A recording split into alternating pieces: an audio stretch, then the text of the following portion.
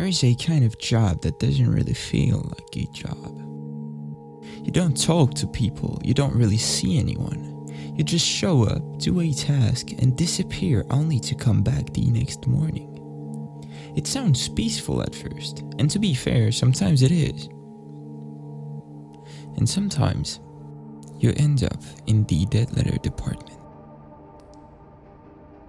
You recently arrived in this city after fleeing your parents for a reason that you don't expand upon. In this old apartment, humidity fills your nose every time you enter, and the only window leads to a brick wall. Your fridge is empty, but everything is alright. You found a temporary job, deciphering unreadable letters at night. It's not much, but it pays rent.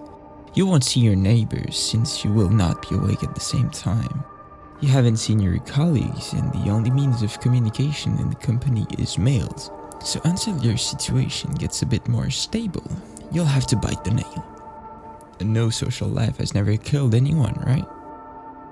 So you wake up, you take a right, then a left, then the staircase to the subway, into this old, dimly lit alley, into your workplace.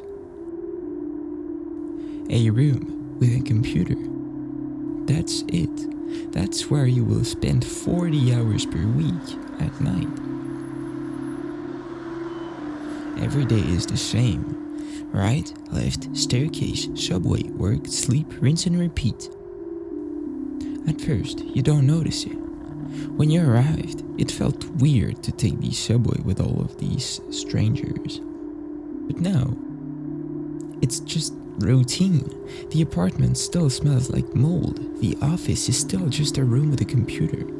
You tell yourself it is temporary. One more week, then another, then another.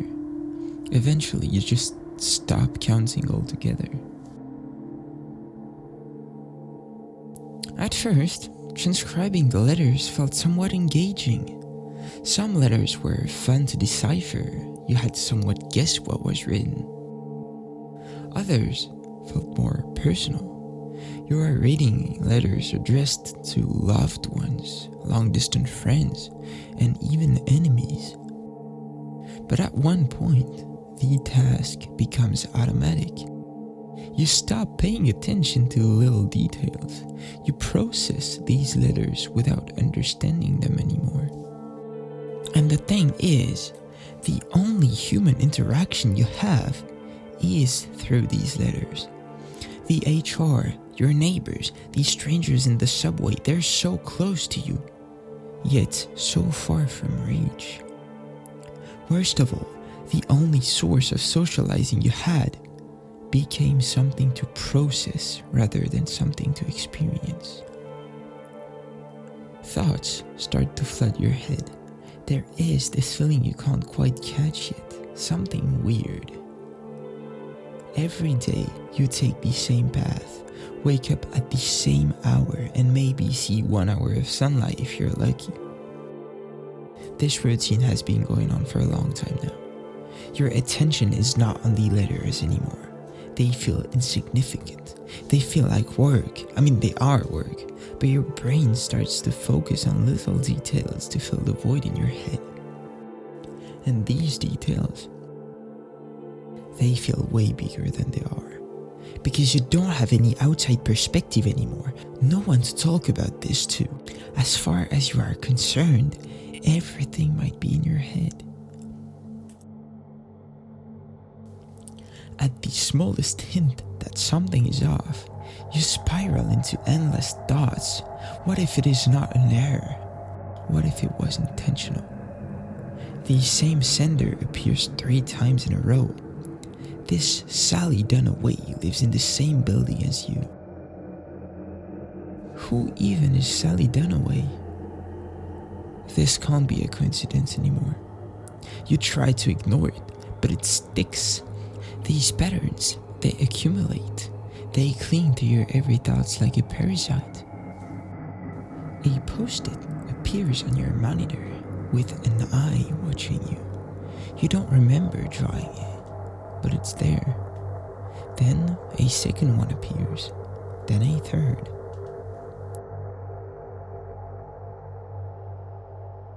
You don't know what's real or not anymore. Your senses are lying to you. Why would there be fog in the hallway? Why would there be something invisible breathing down your neck when you get out? After a while, it stops being about what's real. It is about whether you exist or not. Can someone even prove that you really exist?